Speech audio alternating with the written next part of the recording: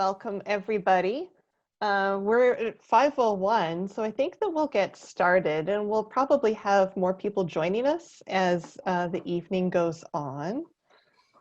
My name is Sarah Cohen, and I'm going to introduce one of my colleagues who's with me here tonight. Jason, would you like to introduce yourself? Hi, everyone. I'm Jason Kirkshank. I'm with the admissions department here at Eaton Aerosmith School Online, and I'm going to be helping Sarah through this webinar this evening. Nice to see you all.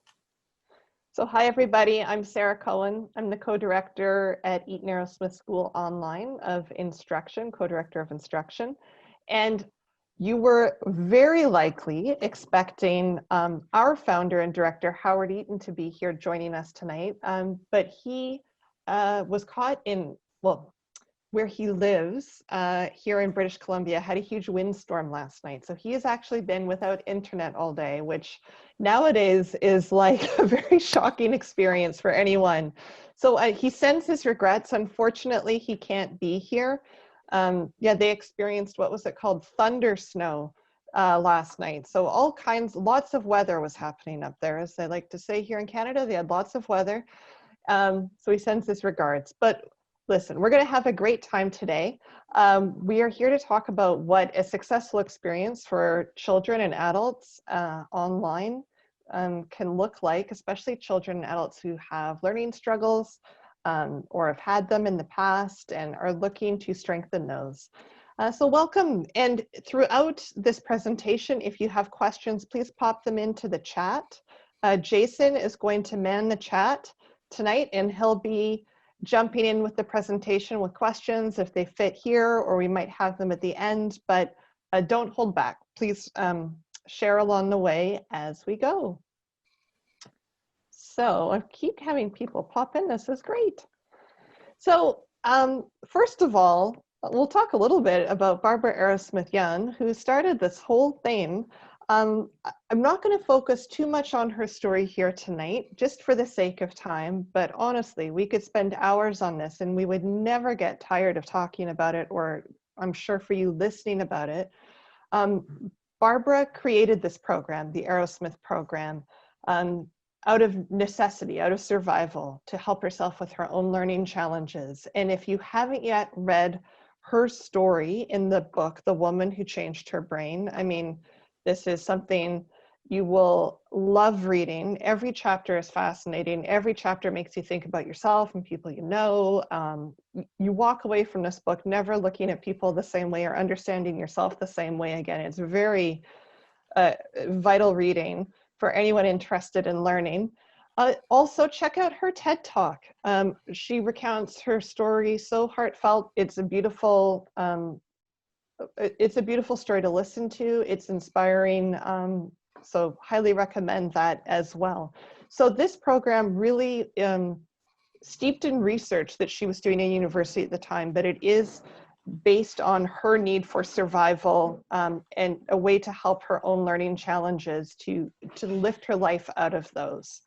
And all of that was going on for years in Toronto, when out here in British Columbia, Howard Eaton, who couldn't be here tonight, unfortunately, he was doing learning assessments at the time, doing psych ed assessments with families and working with all kinds of children, young and old, who were having challenges, and having to tell them that they were having to set up a lifetime plan of accommodations, where things would often get harder for them as they got older. And it was quite challenging for those families, because in a way they would understand their child more, but they were also being told that their child was going to have a lifetime of struggle, because that was really what we had for tools at the time. But there were a few families, and this young man you can see here on the screen, his family was one of them, who had heard about Aerosmith in Toronto and Barbara's work, and said to Howard, "What do you know about this?" And he said, "Oh, I don't really know too much." So they decided to move from Vancouver to Toronto and actually put their child in the school there. And there was 3 families, I believe, who went and did this, and then all came back to Vancouver and had Howard reassess their children. and what he experienced with that, what he saw in those test results, changed his life, has changed now the life of hundreds of students, because he saw psych ed changes that you never normally see, huge changes, you know, in processing speed and reasoning, all kinds of things that were unimaginable to those of us working in special education at that time. And so, you know, here we have just a, you know, a quote from Andrew's mother here, which was that she was told he was not capable, and that, you know, he would never graduate high school. There was, you know, actually quite horrifying things in his assessment originally, but, you know, he's graduated high school, he's gone on to university, he works in tourism now. This is a picture of him and his fiance. So his life after Aerosmith, you know, defied all expectation of what his first psych ed assessment said. And that is because he went through cognitive change and actually changed his brain. So once Howard learned about these changes, Howard put this slide in. I feel somewhat shy about this slide because we look so young. It's hard to believe, but here's Howard, here's myself, here's Sandra Husel, who many of you have spoken with, I'm sure, on the phone. And this was us as a first group of teachers. This was before the school existed, and we were just getting together to talk about our core values, what we valued in education, what was important to us in terms of teachers we'd had, what kind of teachers we want to be. And then over here was later that summer when this is a shot inside the Toronto Aerosmith Schoolhouse, where we were actually going through our Aerosmith training program. Very many fond memories of that experience. So in Vancouver, and we've got a school in White Rock and one in Redmond, we've been running now for 16 years. We had our 15th year anniversary last year. And if you want to do more reading, and I highly recommend this book as well, Howard wrote a book, Brain School, that follows some case studies of children that, you know, their psych ed assessments before Aerosmith, interviews with the students and the teachers and the parents, and psych ed assessments post-treatment or after Aerosmith. It is fascinating to read about and understand further, whether you're a parent, whether you're an educator, or, you know, a psychologist or specialist that works with children. So I highly recommend that book as well. So just to kind of give an overview of, you know, Eton Aerosmith and the Aerosmith program, you know, we have the Eton culture with the Aerosmith program that put together, that fosters this structural changes in the brain that we're going to talk to a little bit. I know that you can go to our website and look up the research that's there, but we'll just kind of go through that a little bit. So that leads to changes in the brain. And all of those changes contribute to increased cognitive capacities, which I think that everyone here understands those words, but they're still a little bit vague, and we'll try to make those more concrete in the presentation, and why that leads to an ability to learn that people never had before. You know, it's quite remarkable. And then those changes lead to increased social and emotional well-being and increased academic success, and of course, job prospects. So we'll get into that as well. So we're going to talk a little bit about the research. So there are research studies happening globally. There's been lots of studies that have happened over the years. And again, on the website, you can go through and see all kinds of research, and, you know, really remarkably consistent results across all kinds of research and various studies. But we'll just take a look a little bit at some of these. So there was a study done out where I am, actually, at the University of British Columbia here in Vancouver. And Dr. Lara Boyd was one of the lead researchers there. And one of the things they looked at was changes in the brain when it's at rest. And what they noticed with children when they first started Aerosmith, or at baseline, before they really went through the program, is if you look at the front of the brain here, the prefrontal cortex that does all the like focusing and decision making, there was very little activity going on at the front there. And it turns out that that is very inconsistent with the average population when you're at rest. That if I asked you just to think about nothing, you might have a moment of total blank thought, but that what would happen is you would start to think about things, and that's normal. And what they found with students that have learning challenges is there's very little activity going on at rest, which is, struck all of them as very interesting, us as well, especially once you looked at 3 months into the Aerosmith program, you start to have, oh, I've lost my mouse, here it is, what is a more normal hub of activity or blood flow in the prefrontal cortex at the front of the brain. So students, we'll see in a little bit, there are these other changes going on behind the scenes, even though the functional MRI seems very behind the scenes. We're going to go even further than that to see really what is going on with these changes. But what we see is that students are generally more engaged even when they're at rest. That's really what it's telling us. Instead of someone being completely checked out and you're trying to get their attention, and then they sort of have to put all this energy into re-engaging and kind of coming back online, they're just sort of more present all the time. And I didn't say in my introduction that both of my children went through the Aerosmith program last year and this summer. And that shift that I saw, especially in my eldest child, it's dramatic. It's really life-changing. So we'll talk a little bit more about that. This is another functional MRI image, though it looks a little bit different. And this is looking at children when they're actually doing working on an exercise that stimulates what we call the symbol relations cognitive function. And the shorthand we call the exercise clocks, but it's really that exercise stimulates this function. And what we see are, again, the functional MRIs at baseline.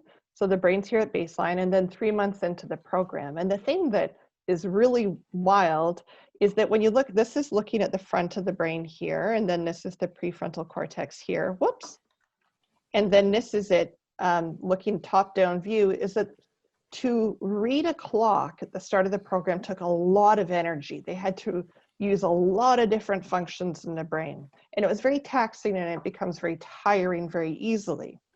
And then what we see over here after 3 months is that there's much less that's needed of them to do that exercise. Now, in one way, you can look at that and say, okay, well, they got better at reading a clock. They were working on a clock exercise, good for them. But we're going to see as we go through the other research that the capacities that shift, what really shifts in the brain, or what shifts with their abilities, transfers far outside the clock reading. So what we're seeing is that they are more easily able to do so many things. And so one of the big changes parents talk about in this program is their children have mental energy. And that's huge. And I certainly can attest to that with my own children. Jason also has a child that went through the program. And I'm sure if you have questions about that, we can speak to that more at length later. But when I saw the research first, and then I saw it in my children, and I was like, oh, that's incredible. And there was a lot of talk in our parent community this summer about that and the excitement around that. So one of the other things that really shifts is from the research they're seeing, and this is the research from Southern Illinois University, is that they're seeing shifts in these big neural networks where students come in really heightened or hyper connected in this default mode network, which is the I'm thinking neural network. So they're kind of running overdrive in this. And this tends to be one of the reasons why we think that our students are quite anxious. But as they go through the program, this network levels out with these other ones, the dorsal attention, salience, and executive control network that help them to engage, to understand what's going on around them, to understand what's important, and to think about how they should respond. So instead of just being stuck in this gerbil wheel of thinking without being able to do anything about it, they sort of break out of that and they get a leveling of their profile, which is, what's going on that makes their changes so dramatic. This is also from the Southern Illinois research from Dr. Rose, and they saw from, so this is looking at our intensive program. So when we do it on-site in person, it's a 6-week program, and when we do it online, we spread it out to half days, and we do it over 8 weeks. And they saw the same changes in a 6-week program as they did in a full year program, because we take that full year's worth of the exercises and we condense that all into 6 weeks. So it's I'm going to use the word dosage, which sounds funny when we're talking about education, but we're taking that same amount of work and condensing it all into a smaller time frame. And we're seeing the same cognitive changes. They're seeing the same neural network changes. And we're also seeing these similar changes on other measures that aren't about the reading of the clock. So we're seeing changes outside of clock reading really change, like the mental energy, like the cognitive efficiency, and these various other tests that they were looking at. One of the other really interesting changes are these physical changes that happen in the brain. And I'm sorry if this image is a little bit grisly for some of you. I'll try not to stay on it too long. One of the things a researcher at UBC looked at were myelin growth changes in the brain. So some of you already know this, but if you can just hang tight for the rest of us, myelin is a fatty substance that coats the tail of the neuron. And that insulation is vital for the electrical signals to pass from neuron to neuron. So the more myelin you have in the brain, the faster information can go. You can process things more quickly, think about things more quickly. And myelin is mostly made of fat and water. So it turns out fat is good for you. So, you know, when I first learned this, I was like, great, you know, butter and potato chips, here I come. But it turns out it's the good fats that are important to focus on. So, you know, olive oil and avocados, still fun. And when they measured myelin changes in the students, again at baseline, this was an example of one student. I realize it says confidential. I swear I did not steal this slide. This was given to us to use. So I just want to say that here. After 3 months, what you see in this particular area here is this quite a dramatic growth in myelin. And this was one student, but this was an example of the types of changes that they saw. And this area is so key because this is the area where 3 different lobes of the brain come together, and so much sensory information comes together, and where we synthesize sensory inputs and thoughts and information, and we make meaning. So this is like a vital, vital part of not just learning, but functioning as a person in the world and understanding what's going on around you, and sensory integration. And, you know, just, I mean, it's like, it's everything. So the researchers were very excited to see this, as were we all. You know, we were finally like, oh, that's the area that clocks exercise stimulates. Isn't that fun? So beyond fun, it's life-changing. So as you know, here we all are in 2020, and I did a Zoom meeting with someone the other day, and they referred to 2020 as the year of surprises, which I thought was the cutest, most optimistic spin on this year you could put. But it has been a year of surprises. Out here in Vancouver, British Columbia, it was in March on spring break, at the beginning of spring break, when we learned that schools would be closed. And that was the end of my spring break. I was principal of our school in Vancouver at the time. And we had to figure out very quickly, as did, you know, the Aerosmith program in Toronto. Toronto was experiencing the same reality of how we took this program online to help students. So there was a bunch of excellent minds all over the country working on this. And what we decided to do at Eton Aerosmith School was to continue to run school all day. This was a little bit selfish on my part. I had my 2 children that were students at the school. I had to work full-time. Almost all of our parents at our school work full-time. And I knew that our parents couldn't sit by their children and be their teacher. So we started to use Microsoft Teams, and we were already a Microsoft school, and we created these online classrooms where teachers took pods of children and they ran school, you know, from 8:30 to 3 every day. And we had homeroom, and there was social time, and there was lessons. We were using the Linda Mood Bell Phonics program, and so they were teaching that online. I mean, there was just, you know, so many things happening online, but their Aerosmith programs just ran online, and the feedback from parents was overwhelmingly positive and grateful. Not only because their children could continue to make the gains, they weren't losing time, but I think what it really brought into the home, and we're going to talk a little bit more about this, was an incredible amount of meaning. And parents know this when their children come to our school, but it's another thing when that school is in your home and parents see it all the time. And the work that our students do in Aerosmith is incredibly meaningful. It is not just trying to learn facts from a curriculum. It is not like a lot of other special ed training that I've done, or where you try to teach children tricks or like little workarounds or various things. They're actually engaged all day in specific exercises individual to themselves, where they get to strengthen their weaknesses and they see themselves making progress and achieving their goals, and they see the real life changes, and it's beautiful. It's absolutely beautiful. So this was in the homes of our families while we were just engaging in the pandemic. So we had this incredible response from our parents and our students. And in some cases, some of our students were making more success online, achieving more success than they were in the classroom. And we think that this is because they're the only child in the room when they're online. And it's not quite the case, as you'll see when we talk about the online classes, but there was less nonverbal distraction. Their friend wasn't, at the table beside them, doing something different. And within Aerosmith, all Aerosmith classrooms, we really aim to run distraction-free, quiet classrooms. But even online, there was even a reduction of that even more.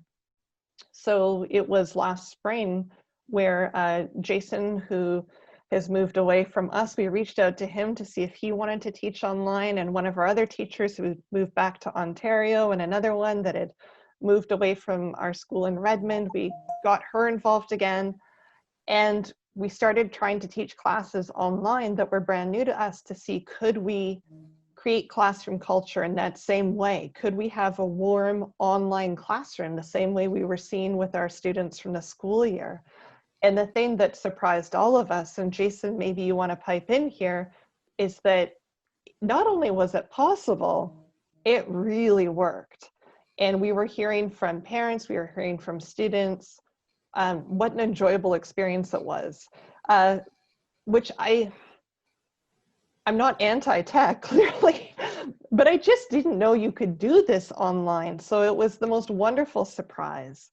So we've been trying to dissect, what makes this successful online, and certainly it being based on the Aerosmith program, that being what the students are doing, is obviously massive in this. So we have this evidence-based program that develops cognitive capacity, so increases the brain's ability to do things that it couldn't do before, and make connections and remember what you're hearing, and improve working memory and written fluency and all those sorts of things. Then the other part that I think doesn't get enough focus when we talk about the Aerosmith program is it builds a capacity for happiness. And one day I will write a PhD about this, and hopefully some people will read it. But the students every day are setting goals for themselves, and the teachers help them to do this. It takes quite a while to learn how to set a meaningful, realistic goal that helps to move you forward, even if you don't meet your goal. They're working hard. And Jason, I don't know about you, if you can remember this when we first started teaching Aerosmith High School, way back when we were much younger, but students enjoy working hard. And I think it is the reality that people enjoy working hard when they can be successful and when there's a bit of a challenge built into it. And that's a part of every day with Aerosmith. So they get this, charge from happiness from the goal setting and reaching their goals, sometimes, missing their goals, but then reevaluating, trying again the next day. They're working hard. And then they are actually changing their ability to pay attention, and they're changing those neural networks, and they're changing, at that base level in the brain, their ability to understand facial expressions and body language, and have the mental energy for banter, and they can be funnier, and they can understand jokes. So you get all of these shifts that happen that make life more meaningful, that bring joy into your daily life in a new way. So that's a huge part of why this is translating so well to online, why so many students with learning challenges that have had horrifying experiences with online learning in the past 6 months are finding such beautiful, successful experiences with us. Another element of the secret sauce is definitely our staff. They just are an incredibly fun, joyful group of educators, very diverse experiences. And I mean, I could go on and on and on and on about them, but I will limit myself. A number of them have taught my own children, and that for me is a huge marker when I interview and we hire people, is would I have this person teach my own children? And the answer is literally yes. But I would absolutely recommend all of them. We also do quite a bit as a staff. We're an organization that has been committed for, I would say, 14 years or 13 years to nonviolent communication. And I mean, you can look this up. This is something we train in every year, but it is a way of understanding yourself and others on a needs-based level, and bringing in emotion, understanding as well. And it really also helps to develop nonverbal thinking, which is one of the things Aerosmith program uniquely offers students with learning challenges. And so this really reinforces that. And so we really approach all communication, with families or with other educational partners, like we're all on the same side. And if they're, it's really about helping people to meet their needs. And we're always looking to do that. Our staff does a lot of social emotional curriculum with students on a weekly basis and weaves this in. I mean, it really is a part of the Aerosmith program, but we add to that. Some of our teachers do meditation, mindfulness work with their students on the regular, especially our adult classes. Our younger classes aren't so keen on sitting for 5 to 10 minutes in silent meditation, but the adults really are, and they really love it. And they do that midway through their day. And they find it really charges them up to keep going for their last half of the classes. We really focus on growth mindset and a lot of the work with that. And we have fun. So here's this program where we're going to work on your weaknesses. You got to work hard, you got to engage. And it turns out we have so much fun doing this, you would not believe me. But I'll show you some photos and I'll try to convince you. So they have theme days sometimes. This was pajama day in one of the younger classes. So we've got one of our teachers. Yeah, I'm pointing at the screen like you all can see me. I still forget sometimes we're not all in the same room. So our, Shireen is down here with some of the other students in their pajama onesies. Halloween, we had staff and students dressing up. Birthday celebrations happen online. So one of the teachers had the students, she told them at the end of the day that it was one of the students' birthdays the next day. So they made pictures to celebrate that child the next day. I should have explained this picture before I showed it to you. I think it's so cute. At different points in the exercises, students will master something. And so that mastery becomes a really important word. And mastery really just means you've reached a capacity level inside you that you need more challenging material. But it's so exciting. Students really work towards it and it's hugely celebrated. And so here this child mastered and caught themselves off guard mastery and broke into a spontaneous dance. And Denise, the teacher of this group, put this picture together and it's so cute.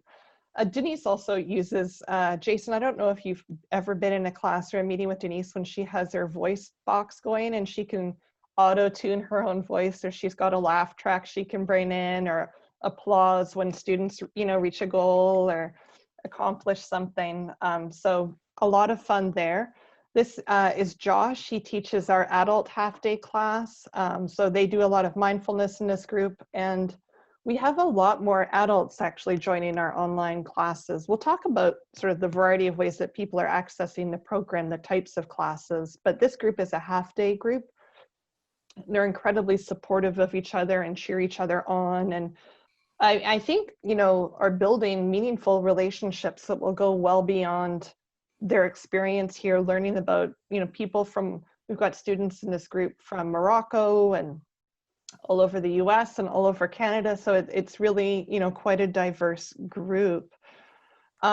And then there's this other piece that I'm still trying to find the proper wording for, which is students we're finding are more themselves online. So when you go to school, you kind of put your school face on. You kind of get ready. There's different ways that you are at school than you are at home. And when our students are at home, whether they're adults, whether they're children, they're more at ease and they're more themselves. And not only can they be comfortable in their own home, and if you're as lucky as this student down here in the corner to have a view like that, that's a lovely thing, but they're really at ease in their own skin in this different way. And we find parents are more involved in this way that we're just loving, like they're involved, they get to see their children go through the assessment and learn so much about their child, and they get to see their children really working hard and having that productive struggle that leads to brain change and character growth. And they're having this whole new level of respect and understanding for their children and such a personable connection with the teachers as well. It's been an incredibly beautiful thing to see.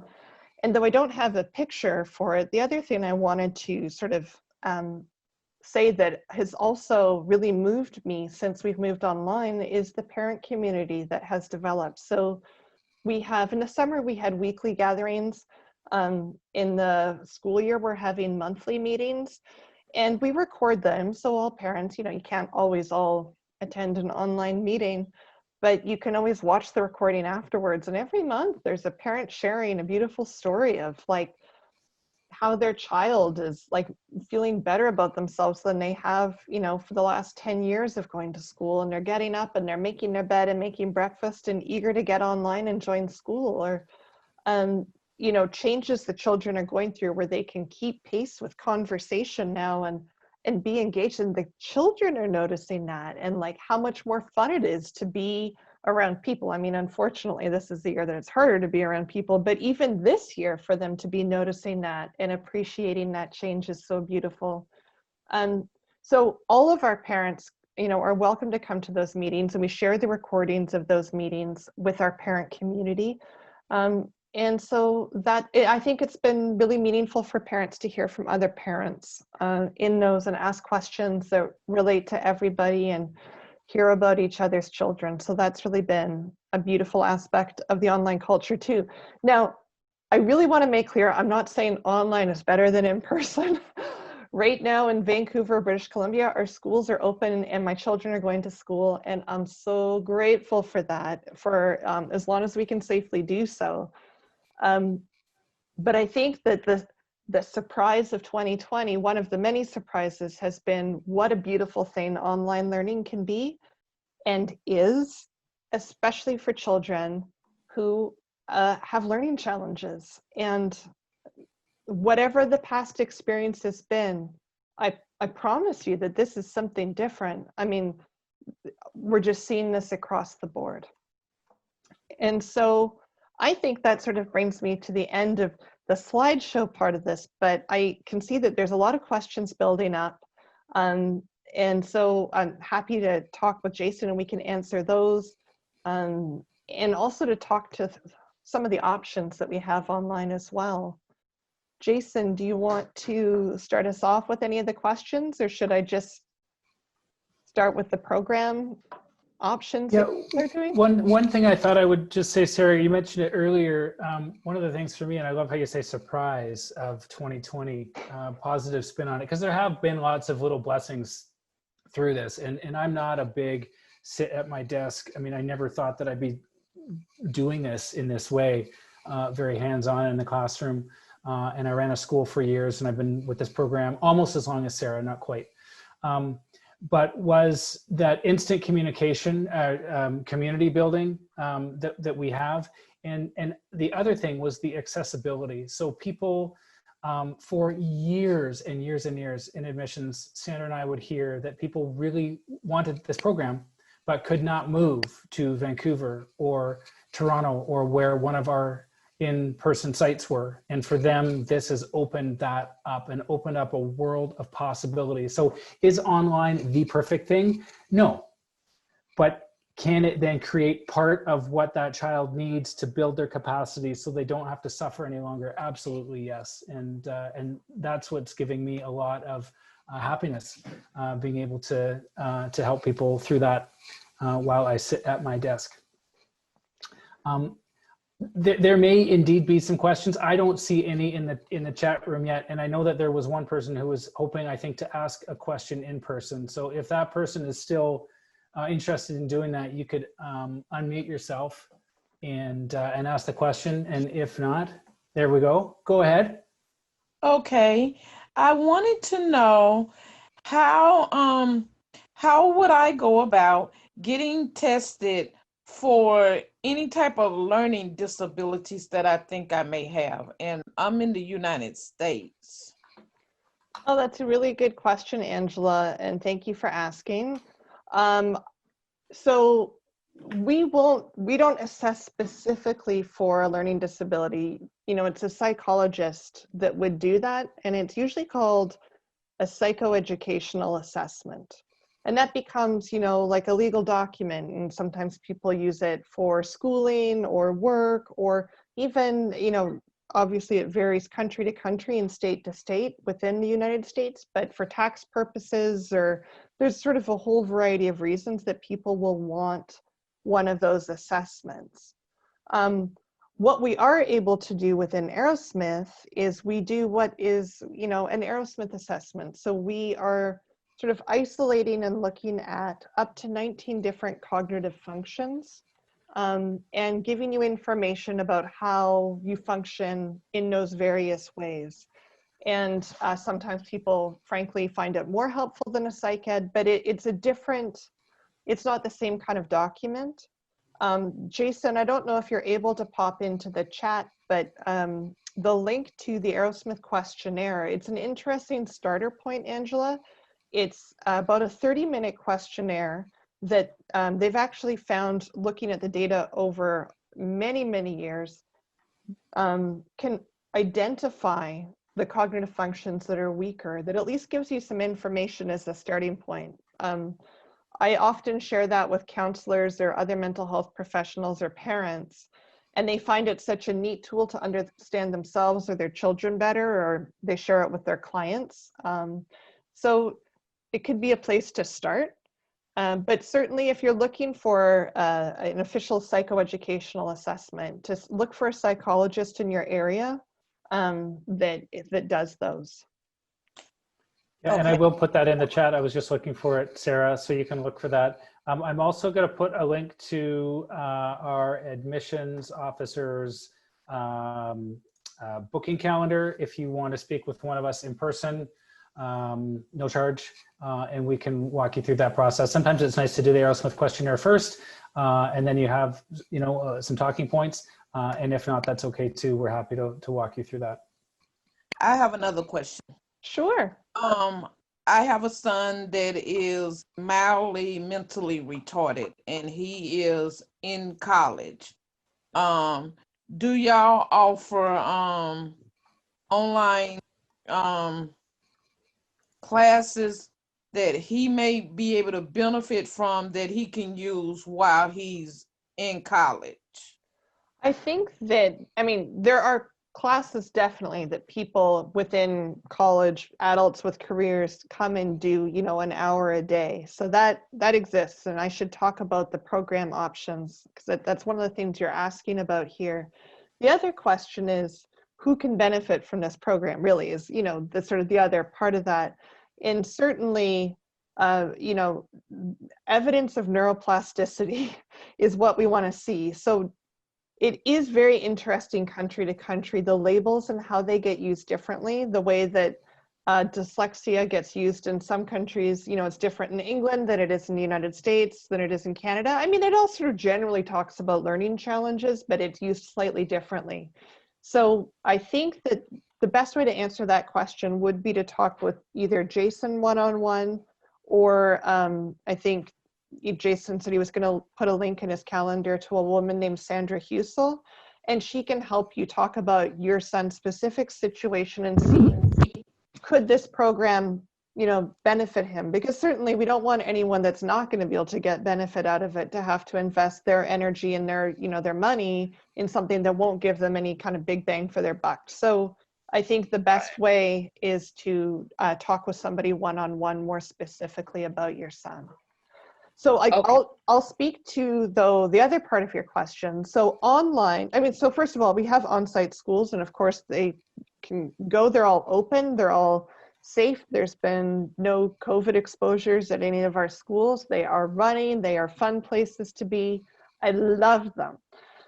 For online, we have what we're calling a half-day program. So students come and work on 4 different cognitive functions, and they join a pod with a teacher. They join a group, and they're part of a community. And we have those that run in the morning and ones that run in the afternoon. Then we have what we call the 4-hour-a-week program, and this is so popular. People are loving this of all ages. I love this. You know, adults are like taking time out of their work days to do this an hour a day. People, you know, are doing it. We're finding a lot of students that are doing online schooling are doing this in the morning or in the afternoon. Students that are going to school are doing it after school or in the evening. We even have a teacher that out here on Pacific time, she teaches at 11 p.m. And in her group, she's got students from like England, a few night owls from here in North America, and a couple in Australia. It's just wild. You know, you've got students who are in the morning and the nighttime all in one class. It's really the cutest. So it's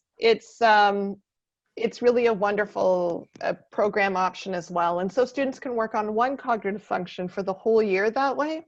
And it's actually, I've talked with my children about it. They're going to do that next year. So it's a fabulous way to be able to access it, and I highly recommend that one as well. We also have these intensive programs. So that was one of the research slides we spoke to, where you can take a whole year's worth of working on your reasoning and processing speed and smoosh it into 8 weeks and do it in half days. And a lot of people like to do that in the summer, but we also have people that want to do that throughout the academic year. So it's not just a summer option. That can be something people take 8 weeks, set it aside, dedicate themselves to this, and get a whole year's worth of progress done in 8 weeks. So that's another excellent option. Yeah, I know I'm asking a lot of questions. I do have one more question. Yeah. So,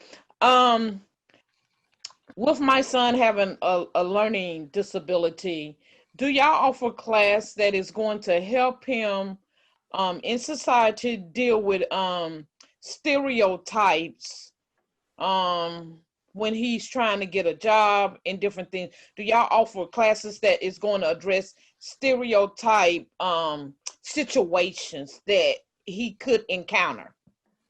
Wow. I don't know if I asked the question right, but let me tell you what I'm hearing you ask me, and then you tell me if this is what you're trying to get at. You're wondering, can some of these exercises help him in real time to deal with situations that are extremely challenging, sometimes horrible, but that he has to learn how to navigate with some level of, you know, speed and tact and kind of wit to be able to figure out what the right thing to do is in those moments?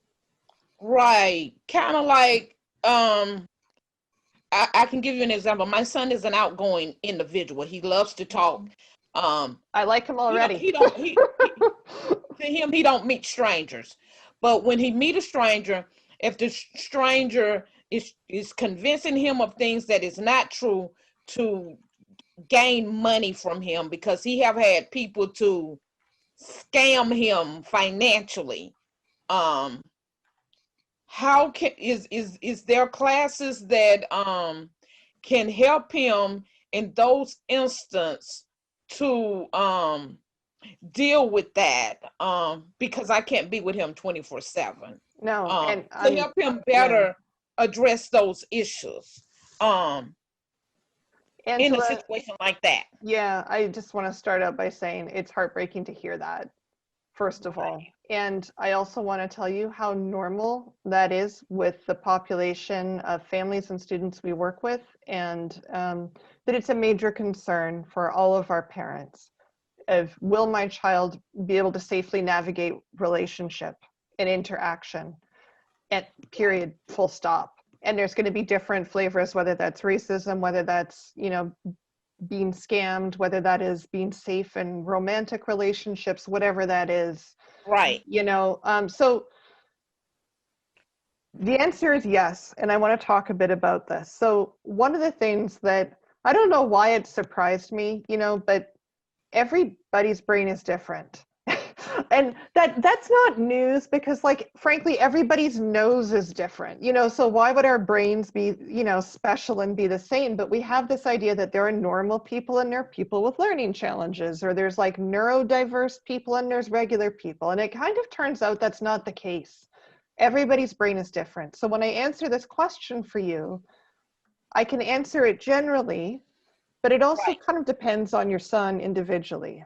And so generally, there are functions that we can strengthen that help people with exactly what you're talking about. Okay. So the two things that come to mind right away, and Jason, please chime in here with anything else that you're seeing, but one is your ability to think quickly.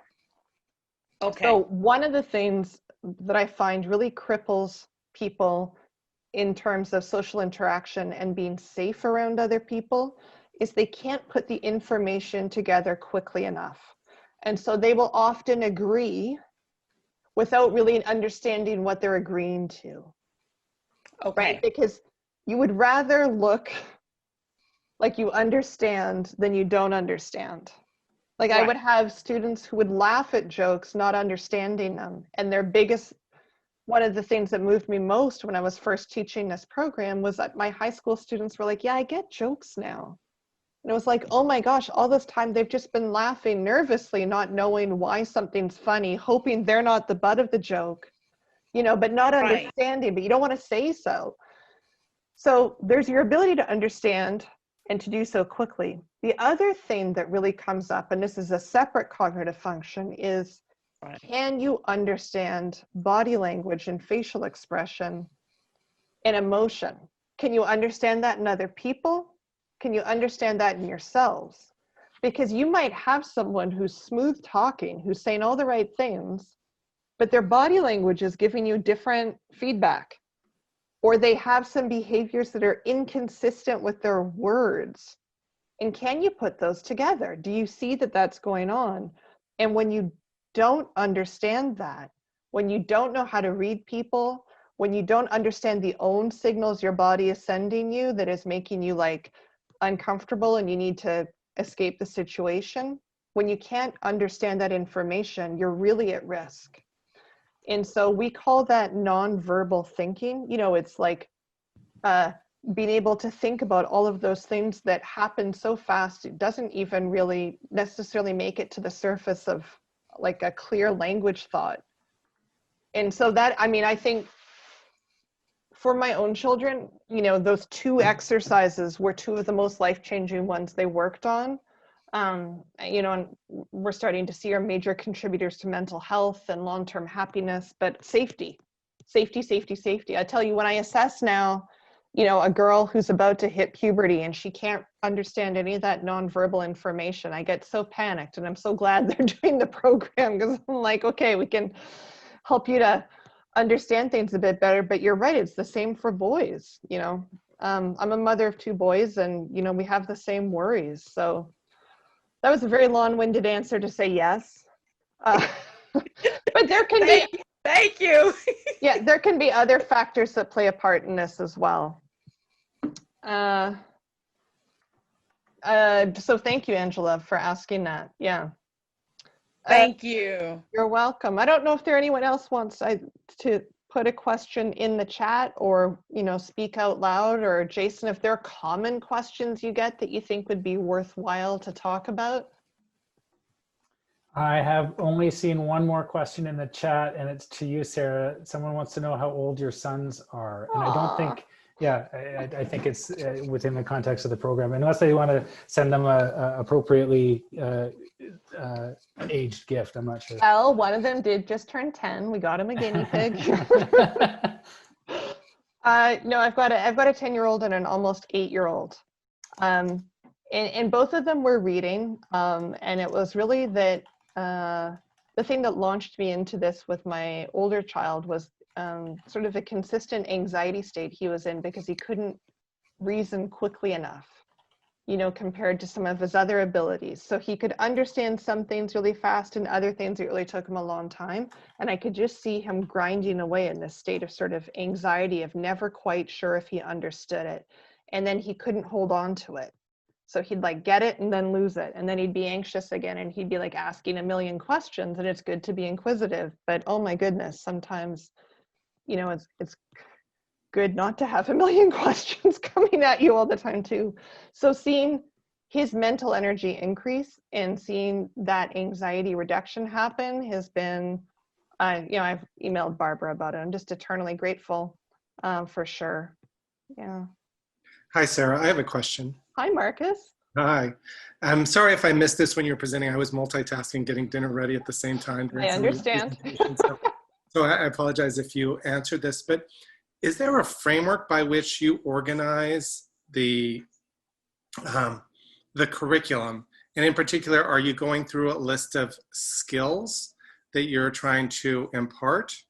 And I'm less interested in the academic side. Obviously, I'm more interested in the things that relate to executive function and addressing the learning differences that your students have. So I didn't really answer this question, and I'm really glad that you asked. So every student, when they come to us, gets an individualized assessment done. And right now, Jason is doing many of them. I'm doing some of them. Josh, our other co-director and adult educator, is also doing a bunch of those. And so we spend 4 to 6 hours one-on-one with a student going through all the different cognitive functions Aerosmith can impact, and getting a measure, like just a measurement of where they're at currently. And then we did a neuropsych assessment of our younger one, who's now 7, with a psychologist who sat with them and did a bunch of different exercises, and we got a really long, detailed report. Would be similar to that? No, it's actually going to be sort of different. So in a way, Jason, you can back me up on this with what you think with my description here. In a way, it's going to look less detailed, and the other way, it's going to look more useful. Uh-huh. So you're going to see, what we're going to see is the description of different cognitive functions that there are exercises we have for, and a rating from very severe to above average of where your child currently lies on that. And when you read the description of those cognitive functions, this is where you start to hear parents go, oh yeah, that's what's going on. Yeah. And your child, all of a sudden, their behaviors and their struggles starts to make more sense to you. And then the next step from that is the team in Toronto, the head of Aerosmith, they design or they recommend a program. You know, if they're going to work on 4 exercises this year for maximum progress, here are the 4 we recommend they tackle. And then they also recommend program levels for the student based on their assessment. And each instructor spends, you know, a good, you know, I'd say about 2 hours with each child before school starts, getting to know them, getting to know the family, teaching them how to use the online classroom, but they also spend time with them, teaching them about their exercises and starting to get them familiar with that. And then they spend the first 2 weeks of school really learning how to do them and working their way up to their levels. And then I don't have my tablet here with me ready to go, but there is, I mean, it's when teachers see this, that we have this tool, they want it so badly for their students. But we have this app on a tablet that is tracking student data in real time. And so teachers can see both from interacting with their students in the classroom, but both with the data that is getting uploaded online, that they see how the child is doing. And then the teacher is able just to do, even some of the analysis done, the teacher is able to coach and fine tune with the student to keep going with that. So there are indications of when the teacher should move them on to the next level. Sometimes we do that in discussion as a team or working with the parent or the team in Toronto. But children are moved along consistently, sort of to always be at their edge of ability with what they can do. Awesome. Yeah, and then at the end of the year, every student gets a Well, can I ask a question on that first? Yeah. How do you track their cognitive development or their social skills development on an ongoing basis? Yeah, so depending on what the child needs, right? Okay. Every child's going to be working on different things. So you might have a child that is working on that nonverbal thinking piece, and they are engaged with looking at a picture of a social situation and trying to decipher it. And Aerosmith, over the 40 plus years it has existed, has established some benchmarks of how many pictures a student should work through a week, a month, that roughly correlates to making good progress that year. And so we're always kind of measuring, what is that student doing against what these benchmarks are? How can we get them to do a bit more? How can we get, make sure they're really in that sweet spot of engagement? But the social skills piece can be related to so many different cognitive functions. Mm-hmm. So it sort of depends on what that particular brain, is needing and what order those cognitive functions we're going to tackle to get maximum growth for that child. So it could be that that child is working on their nonverbal understanding combined with their reasoning, combined with their ability to sequence their words for speech easily to get their ideas out clearly, combined with their ability to remember speech sounds. It blew my mind when I had Jason and I both actually shared this student, and one of the challenges she had in socializing was that she couldn't put speech sounds together easily.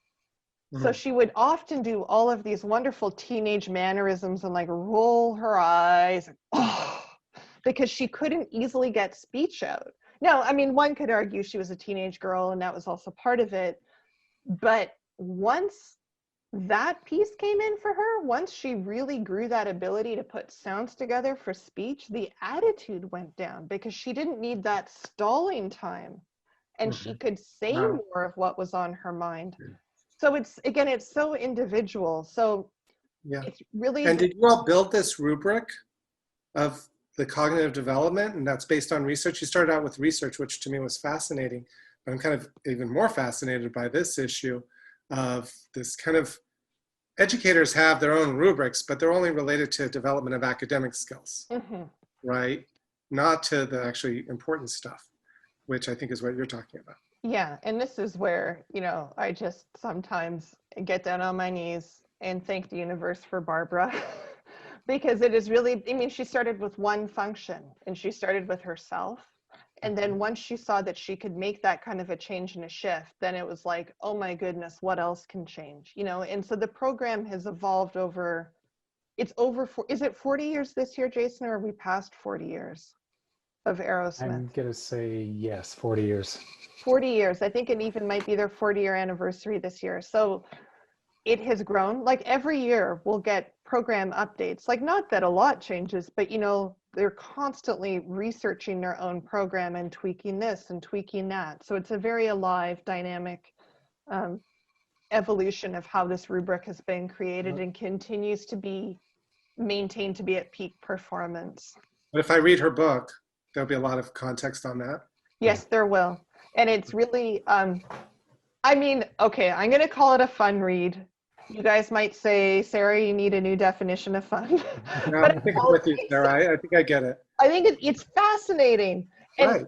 It's sort of like that joke about how you go through med school, or maybe not you, but people go through med school. It certainly wasn't me. And as you learn about different diseases, you feel like you have every disease, But when you read when you read her story and she talks about different cognitive functions, you're sort of like, oh, I can see where I've struggled a bit with that. Or, oh, I know someone who really has struggled with that. Or you understand your aunt in a whole new way because you're like, oh, that's her exactly, And so teachers always find once they've taught this program, they'll never classroom teach the same way again after this because you see every child as a unique individual with all their strengths and weaknesses, and that's why they're presenting the way they're presenting. Right. Yeah, it's fun. It's fun. I'm going to call it fun. It's fun, and I agree. And I'm going to add that. So we're not going to have time right now, and lots of so anyone who wants to dialogue and discuss more, they probably have a more personal reason for that. So we really do encourage you to contact us in admissions, and we can start with an hour, and we can add more time if we want.